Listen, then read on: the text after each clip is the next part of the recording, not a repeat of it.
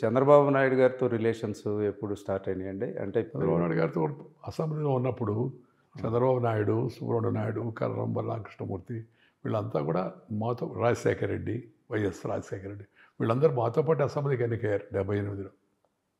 చంద్రబాబు నాయుడు మొదట్లో కాంగ్రెస్లో ఉన్నాడు. కాంగ్రెస్లో గ్రూప్ రాజకీయాలు చిత్తూరులో.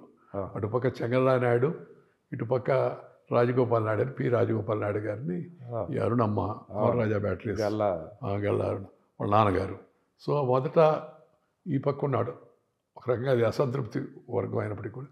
బట్ వాళ్ళ కోటా కింద చంద్రబాబు నాయుడికి మంత్రిగా రికమెండ్ చేశారు. ఇప్పుడు రామారావు గారు అరుడు కావడం అట్లా.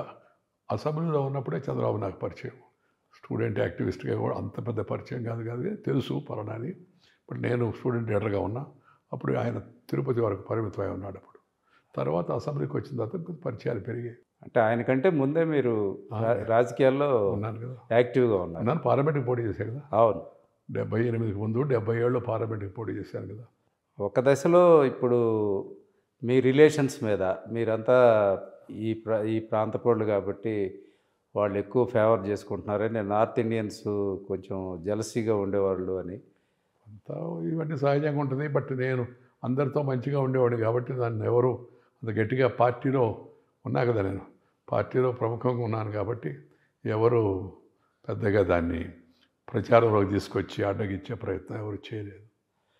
మీరు చంద్రబాబు నాయుడు, వెంకయ్య నాయుడు వీళ్ళంతా ఒకటే ప్రచారం చేశారు అప్పుడు.